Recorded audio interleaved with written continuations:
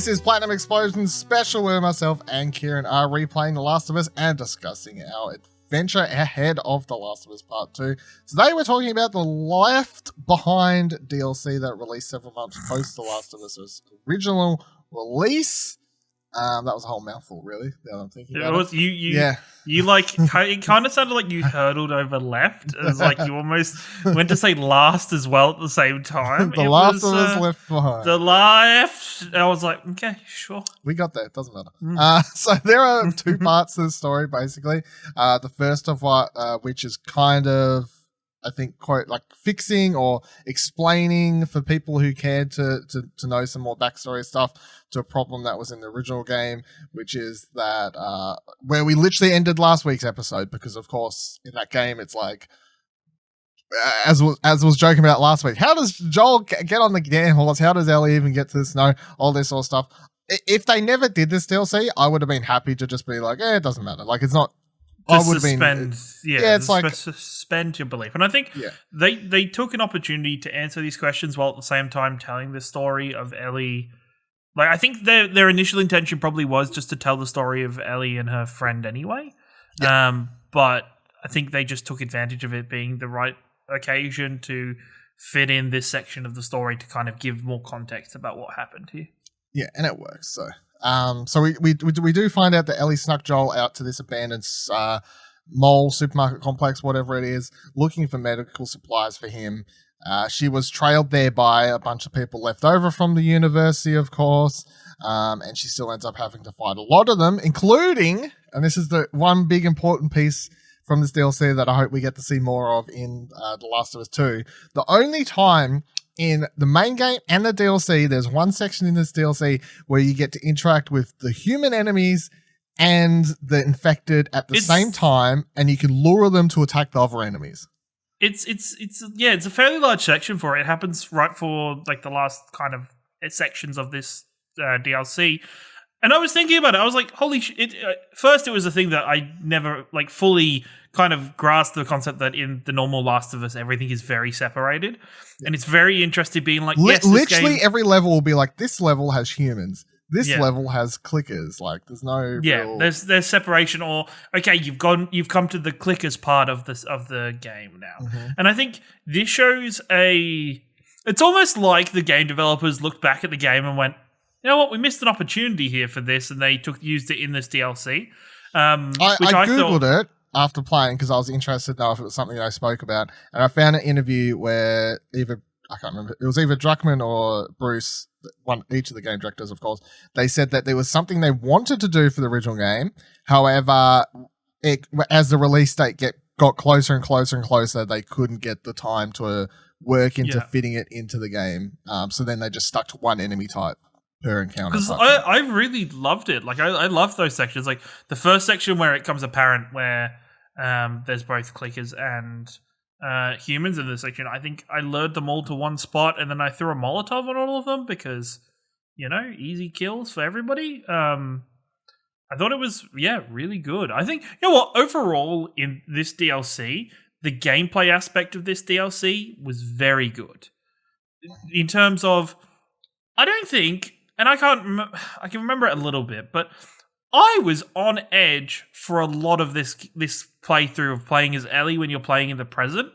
There was something about the sound design and the really eerie, jarring, almost like music that they use to kind of provide more suspense that, especially the section where you're walking through all the water and where the runners come in the first time, I was just on edge. Oh, that part's scary as fuck.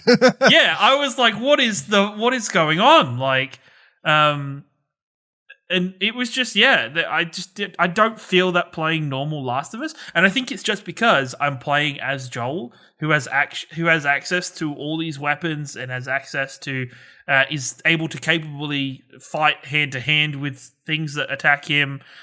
You have the ability to craft weaponry. You can use a lead pipe, a baseball bat, whatever you can grab.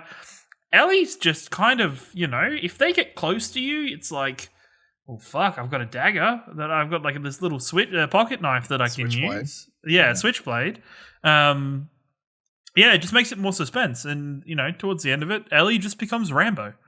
Like literally, like the amount of people you kill in that last section is like, okay, shit. But it's great because by the end of it, she's literally like, "Is there any of you other fuckers out there? Come out now or don't, or I'll fucking kill you." Like literally something like that. Yeah. So she goes like full badass at the end of it, which is great. And most of the quote unquote gameplay of that DLC is when you're playing in the present period, of course, and then mostly in that last section, that major battle. But overall, I would say that honestly, this DLC is like I can't say that it's better than the main game or worse because it's a weird thing to say. But I would say like from start to finish, when it comes to pacing between the story, the narrative, and the gameplay, this DLC does what I was talking about they do wrong last week. Yeah. Especially replaying it. And I know this only came out several months after the main game, but the way the fights worked into this one make more sense. They're not randomly thrown in and whatever else. So it kind of not fixes, but it just seems like when they were able to create a smaller experience, they were able to get the gameplay, the story balance down the way they probably wanted to. So I think, and it shows that they were able to learn a lot more from it. Like they learned a lot from the experience of The Last of Us. They listened to the feedback of the audience that were able to play the game and get their hands on the game, and they prospered because of it, which is really excited when it comes to The Last of Us Part 2. I think it shows development there, so I'm really excited to see what we get with that. Exactly. And that this whole section, of course, ends up with her sewing up Joel, and then she ties him to the back of a sled or something, and off they go. Yeah, she's got like a little sled and everything that she made. So, and then we'll pick up from there next week, of course. But then the other main section of this DLC, which is basically all narrative stuff, is this tale told about Ellie about, I think it's like 3 weeks or around there, roughly prior to the start of The Last of Us, in which you find out about her friend Riley. And we also learn that Ellie's mother abandoned her at a young age. A lot of this you learn either through the dialogue, if you don't run off and do your own thing and you stick to Riley or whatever, and the optional conversation choices, of course. By the way, got all the collectibles, all the optional conversation choices, and everything in one go. I was like, wow, great. Trophies were popping. I'm like, this is great. This isn't going to happen when we continue our main playthrough, but whatever. This DLC, great. Did all that, and then also if you open up the collectibles stuff, she already has a couple things in there, including a letter from her mum. So that's all just on her person that you can miss if you don't open that stuff up. But so you find out that her mother abandoned her, and her mother entrusted Marlene to look after Ellie. And pretty much in this letter that you can read, it says that Ellie's mother explains that she's like, I never wanted a kid. Sorry, I don't think I could do it. Blah blah blah blah. I wish you luck, kind of thing. Marlene will look after you. And Marlene, we gather from listening to Riley and whatever else, is, of course, happy enough to look after Ellie, but she really wants to keep her out of the Firefly business, which I would say, with all the theories flying around that the new character we see in the Last of Us 2 trailer is potentially Ellie's mum. I think all of the Marlene pushing Ellie out of the Firefly stuff would make more sense if Laura Bailey's character is in fact going to turn out to be Ellie's mum, because then it's like she was trying to keep her out of the family business, I guess, or whatever. And we also learn a little bit more about what Ellie was kind of doing on a day-to-day basis, which is that she was pseudo living in this kind of army training boot camp thing. She literally runs off when she's supposed to be doing army drills soon, and they're being trained to not only kill infected and stuff and how to deal with that, but also literally being trying to kill fireflies, because fireflies are the enemies, which makes it quite an interesting dynamic, and is why when Riley shows up at the start, pretends to be a clicker and all that sort of stuff, that the first thing Ellie does when Riley explains that she joined the Fireflies is look outside to see if there's any guards or anything to protect Riley from. I'll go for the next little bit, then we can get your thoughts on Riley stuff. But we find out that Riley had a spat with Ellie some time ago, and then she kind of left for a while, it seems, long enough that Ellie presumed she was actually dead. 40 days, was it? Okay. 43 days, she says. In the so discussion. Over a month, and Ellie's like, that's the ages. my friend's probably dead. And then, when Riley breaks in and the two of them then head off to find this place that Riley's taken to, this rundown, abandoned mall or whatever. In general, how do you find Riley as a character, especially like at the introduction of this? Because the one thing I do want to bring up as we're doing this all is you told me last week after we finished recording that you had watched a Let's Play of this or whatever, but you hadn't played it yourself? No, I hadn't played it and I hadn't actually watched it. I just kind of read the synopsis. I just kind of read what a brand. Okay, so even better. So because Riley and Ellie's relationship is like the best part of this DLC, so I'm not a fan of Riley. Really? I'm really not a fan of Riley. There's certain sections in this that really not frustrate me, but just like there's one part where they get into a pretty big argument between the two of them, and it ends up with I'm fully in support of Ellie in this argument. I am Ellie, you are 100%. I think you're supposed to be, though. Yeah, you're 100. But then in the end, it ends up with Ellie getting almost guilted into backing out of her argument and backing out of what she's angry about. And I'm just I don't know. And then there's the other thing and I think it took me out of this DLC a little bit the whole way through, is just how stupid the decisions are of just stuff they do in this mall that I'm like, what? I get it, you're still teenagers, you're kids, but you've been brought up in this shitty apocalyptic world. Why are you making such terrible decisions? So, in that, I would say that they think this mall is just run down, abandoned, but still within the confines of the area they're living in, and that it's perfectly safe. However, you can literally find a note that's one of the collectibles in the game on one of these rooms that's left by a guard, where he writes, "I'm having more and more infected sneak through every day through the mall. You need to send people to help me, but you're not going to fucking listen to me because you're all fucking stupid. Fuck, fuckity, fuck. It literally says something along those lines. So that's how I take it anyway. They think they're perfectly safe.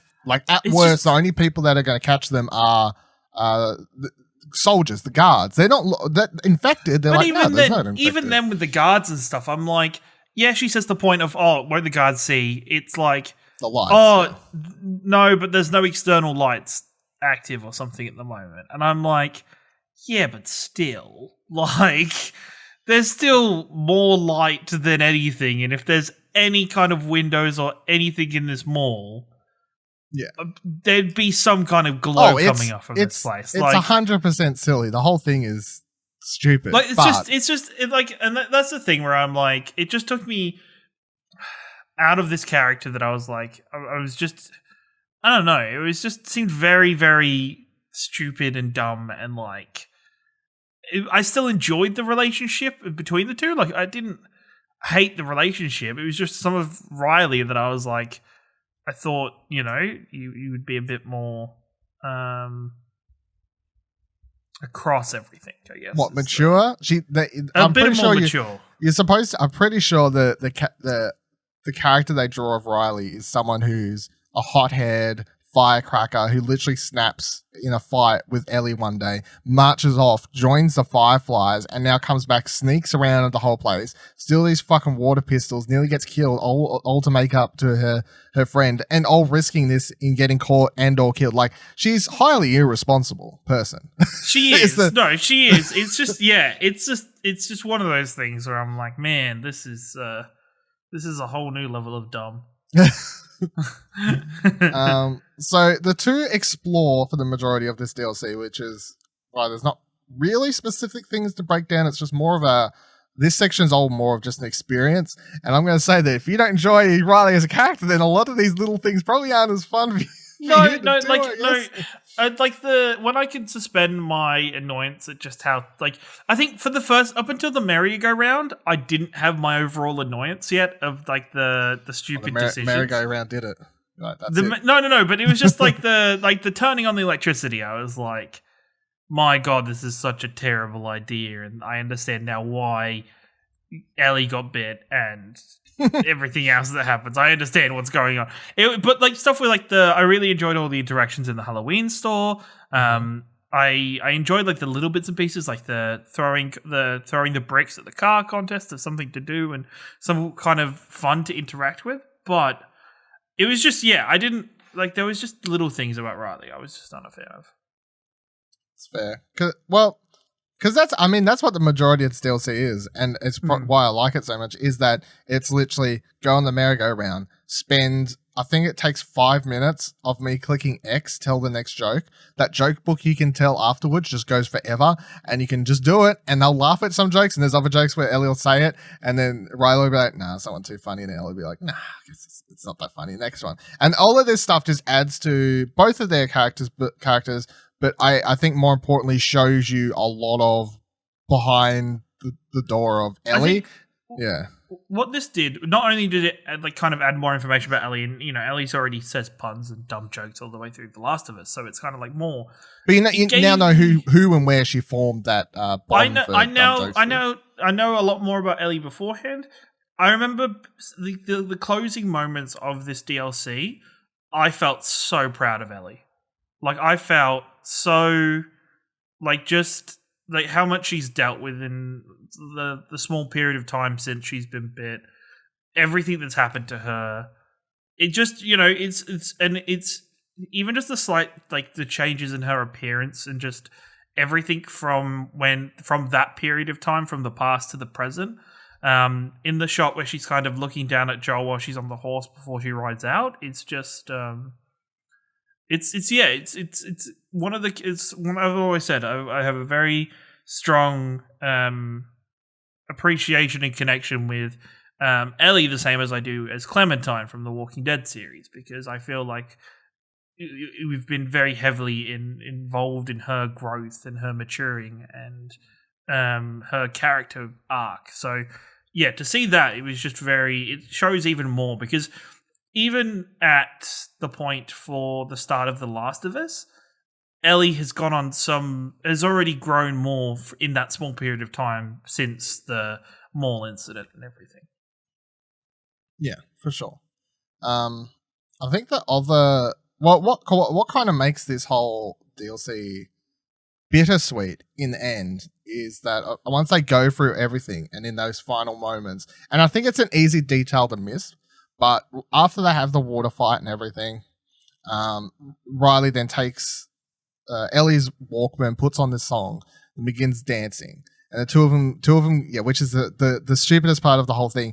And if you've watched any zombie movie, you can obviously tell what's going to happen next. But either way, the two then share a kiss, which I think the DLC does a good job at building up the fact that they have more than just feelings there's for more each than other. just friends throughout the whole thing. Like, it's not, but I like that it does it normally. It doesn't make it like some like crappy TV shows or some video games where it's like, oh, these two girls like each other. It does it in such a normal way that normalizes like how it should be. It shows that as this is society and this is reality. Like, it's so good. And also, like, in what apocalyptic world is Ellie like? What? Like this is unnormal? Exactly. I'm sure that's not, or people considered this unnormal at a point in time, I guess. But the key thing I for like pointing out here that people often miss is that Riley actually tears off her Firefly pendant when Ellie mentions how sad she's going to be when they go. She tears off her Firefly pendant and then they kiss. And people often fly over the fact that she does that because they focus on the kissing part and, oh my God, Ellie's gay. And that was a whole thing, of course. And then for some reason, when people watched The Last of Us 2 trailer and they were like, what? They're kissing? I'm like, y'all didn't play the Left Behind DLC at all, did you? But yeah, I think the fact that she rips that off obviously signifies that she was going to tell the Fireflies to get fucked and stay there with Ellie, which then makes everything else that happened didn't even sadder. think they were going to get fucked. I just thought those two were running away together. Like, I just got the impression that Ellie wasn't going back to the army boot camp. She wasn't going back to the Fireflies. They were just going to leave them all and go in their own direction from here. Either way, that was going to be together. Yeah. And then it gets horribly kind of ripped apart from them because yeah, of course, they show up, they do a whole bunch of running, they get tear down, they both get bitten, and then as to what you were saying before, the like shows the strength she has. I think like one of the key questions you can always ask in a apocalyptic stuff that always like comes up and again for different types of characters and different types of shows, books, comics, games, whatever it is always like, why do they bother? Like, why do they even bother still trying? You know, because there's so many reasons. Like, why wouldn't you just give up? At what point? And I think that's what the finale of this is supposed to be. The way I see it, we got two options. Option one, you take the easy way out. It's quick and painless. I'm not a fan of option one. Two, we fight. Fight for what? We're gonna turn into one of those things. There are a million ways we should have died before today. And a million ways we can die before tomorrow. But we fight for every second we get to spend with each other. Whether it's 2 minutes or 2 days, we don't give that up. I don't want to give that up. My vote? Let's just wait it out. You know, we can be all poetic and just lose our minds together.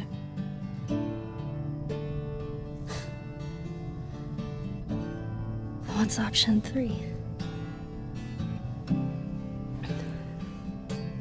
Sorry.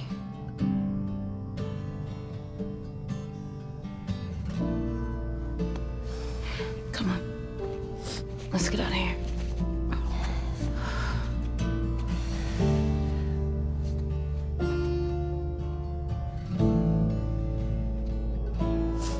Now, I also think they go straight back inside because, of course, Ellie has to get all the shit that she has in the main game, which they actually left back in that room. So you can presume they go in there.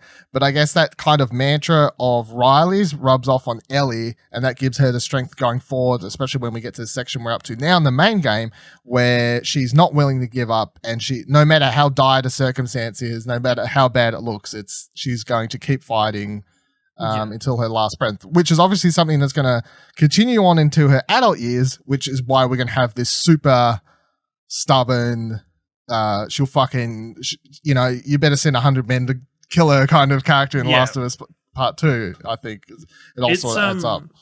I will say that last scene between the two of them is extremely redeeming for Riley, because I did really appreciate that speech. Like that option 2 section, I was like, you know what? I love how this is written. I love how, and look, you've got your bad points, and I'm sorry that it took you getting bit for me to like you, but and I think it was a really interesting choice for them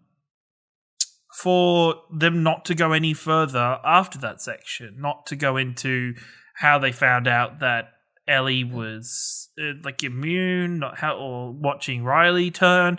They just leave it at that moment and go forward from there. It's Now, I may be wrong, and I may just be making this up in my mind, but does she not tell Joel sometime soon in the game, or at least hint at it? I don't know. We're about to find out, possibly. obviously. Possibly. If we bring that up next remember. week, it's like, there, I told you my brain was searching for things. But because for some reason in my head, I've got this story that I've either made up or it's from the game about her having to see her best friend turn and then her not, and being kind of left alone, which is super sad and fucked up. But I could just be making that up entirely. It also, this DLC also, for me, and it also reflects on Marlene for later in this game, and the decision and Marlene's choices later on, that that Marlene in this part, in her past, was trying to keep Ellie as far away from Fireflies, as far away from doing this stuff as possible, just live a pseudo normal life in this army boot camp thing and try and hold. And then, which is important because in the main game, I always felt like when you meet her, it kind of makes it sound like Ellie only recently met Marlene. But whereas this is like, no, they've known each other for ages, their whole life is what it says. So that adds a lot to Marlene as well in that fact. All right, well, that'll do it for this week's episode of The Last of Us Replay. Of course, you can catch next week's episode live in the full episode of Platinum Exposure, our PlayStation podcast, or it goes up a day later on the YouTubes and you can just watch it there as a cutout. Whatever you want to do, we'll be back here talking about Lakeside Resort and Bus Depot next week, and that is the penultimate episode as we talk about The Last of Us. 'Cause the week after that, she's a wrap. We're getting to the big epic finale. So we'll see you then. And then just after it, we get to play The Last of Us Part 2. Shh, don't say that.